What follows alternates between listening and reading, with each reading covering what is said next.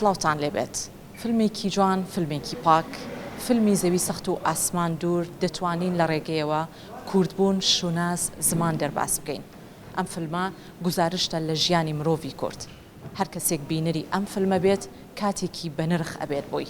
کەواتە با هەمان بینە سینەما سالم و بینەری فیلمێکی ناوازە بین کە ئەویش فیلمی زەوی سەخت و ئاسمان دوورە بۆ جارێکی تر هاتینەوە سینەما سالم بۆی ئەمانەوێت ڕاوبۆچوونی بەشێکی جیاواز لەو ئامادەبوانە وەربگرین کە بینەری فیلمەکە بوون ئێوەش لەگەڵمانە بمێننەوە.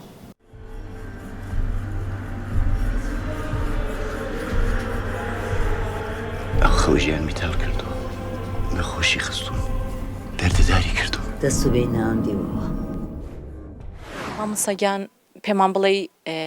تێڕوانینی تۆ چییە بۆ فیلمی زەوی سەخت و ئاسمان دوور؟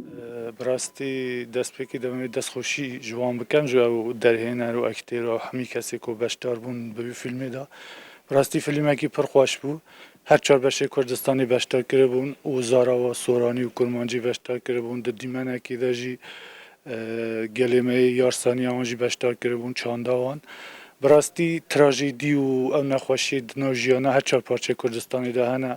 بەشداری کرده بوون کۆلبەری لە ڕۆژهەڵاتی کوردستانی کۆلبەری بە ژیانێکی سەختەوە بوو بەشداریە گەری لەو شەهید بوونەوەن هەبوو ڕۆژاوای کوردستانی زمانەوەن ناسنامەوان جوان ستانده بوون ئەوژی بەشدار بوون دەمەلێکی داژی ئەو تراژیدی و نەخۆشیە کۆ دشاری برا کۆژی ناوخۆیە باشووری کوردستانیدا هەبوو مادید کو هێنجی لە دڵی گەلێ کەسەدا ئەو نەخۆشی دەژیت ئەو برین هێن ساڕێژ نەبووە بەوی جێرەی خواستن ینی بگەڕێنە دیرۆکێ ئەو نەخۆشی و تشتێ نەخۆش نیشا گەل بدەن و تشتێکی وسا دووبارە نەبیتن و تشتێکی هەری باڵکێشی کە پڕ باشی باسکردن نیشاندان کە دوی شەریدا چه ئەو کەسێ هاتیە کوشتن و چه ئەو کەسێک کە بکوژ بووە هەردوو بوونە قوربانی کە ئەوترێت فیلمێکی ناوازەیە چی سەرنجی تۆی ڕاکێشا کە جێی تێڕامان بێ جێی پرسیار بێت؟ ڕاستیەکەی ئێمە لە کولتوری کوردیا زۆر شتی بچووک وردمان هەیە کە باس نەکراوە نەخراوەتە بەرچاو ئەوەی کە لەم فیلمەیە زۆر باس کرا و زۆر هاتە بەرچاو ئەو کوتانە خاڵە زۆر جوانە کوردیانە بوون کە بەڕاستی لە ناواخنی کوردستانەوە دروست بوون و هەر لە دایکان و نەنکمانەوە ئەمانیان هەبووە جارێکی کە بە گوێی گەنجا دراوە شتێکی زۆر سەنجڕاکێش بوو چونکە پێم وایە بەڕاستی ینی گەنجی کورد هێشتا تێگەیشتنی دروستی نەبووە بۆ ئەو بابەتە و بە جوانی نەیزانیوە ئەم خاڵانە بەڕاستی مانایەکیان هەیە. یابینی ماڵی مەریەمی خاڵ کوتە بەخێر بێن دیلەکەتان چی لێ کرد؟ کوشتتان؟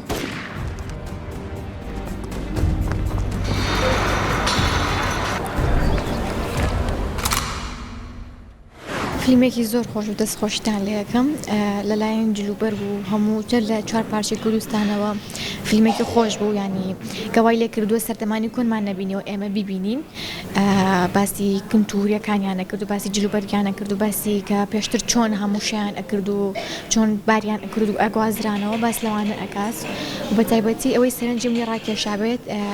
شیرین بوو کە لەو دقەی کە ئازاد هاتساوە خۆی کردنەوە ئاوەکە زۆر کارەساتیە بوو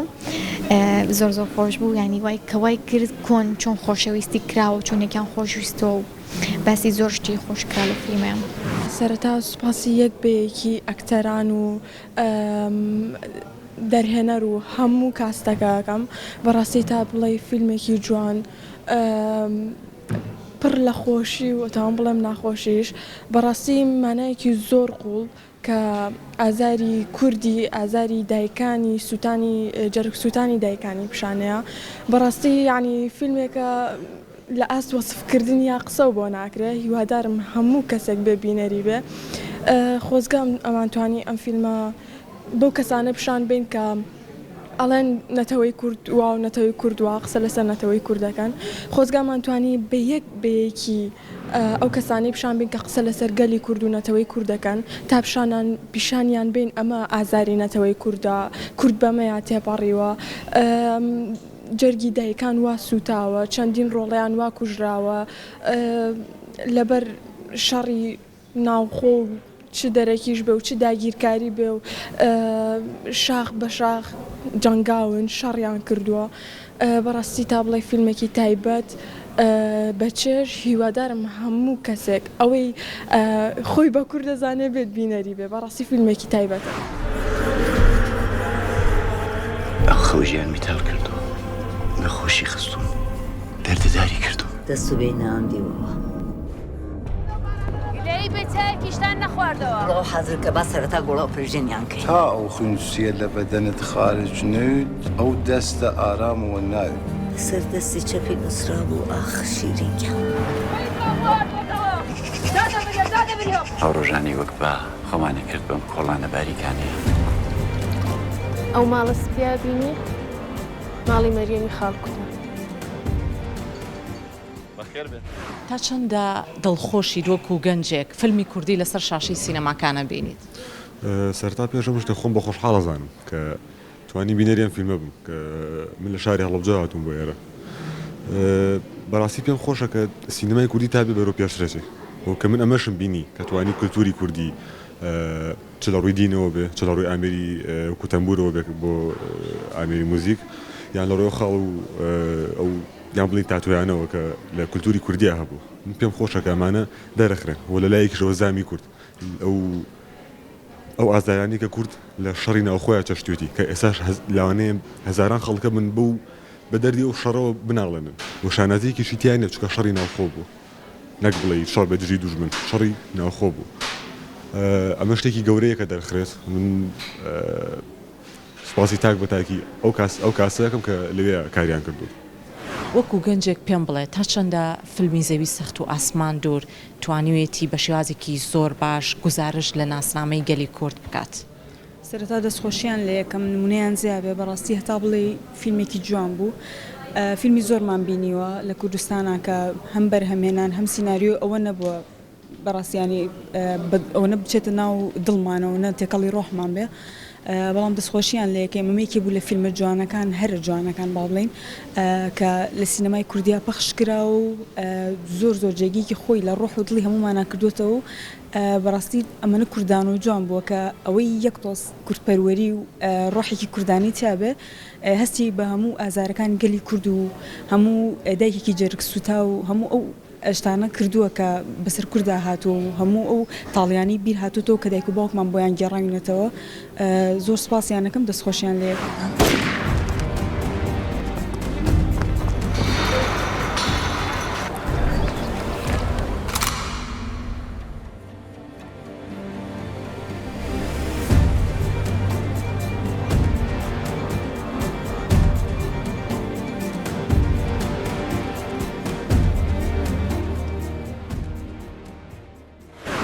فیلمی زەوی سەخت و ئاسمان دوور فیلمێک هێندە جوانە لە هەر تاڵێکی قژی سپی خانومێکی کورد هونەر و جوانی و مێژوویەکیشی تایە کە پڕە لە جوانی و ناشرینی و هەموو ڕەنگەکانی هەموو جۆرەکانی تێدا دەبینرێت کەواتە ئێمەی کورد با بینەری ئەم فیلمە بین تا داهاتوومان گەشتر بکەینەوە و ئاشتیش بینەوە لەگەڵ ڕابردوومان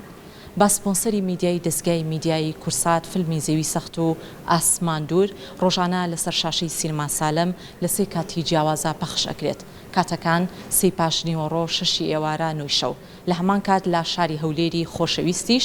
لە کاتەکانی چواری پاشنیوەڕۆ کاتژمێر 5 شەشی ئێوارە هەشتی شەو نۆی شەو دەی شەو بێگومان توی خۆشەویستیش ئەگەر تاوکو ئێستا بینەری ئەم فیلمە ناوازەیە نەبوویت بەرهەمی کوردی ئەم فیلمە جوانە لە کیس خۆتمێ و ئەتوانی بینەری فیلمی کوردی بیت ئێوەش هەمیشە تەندروست باش بن.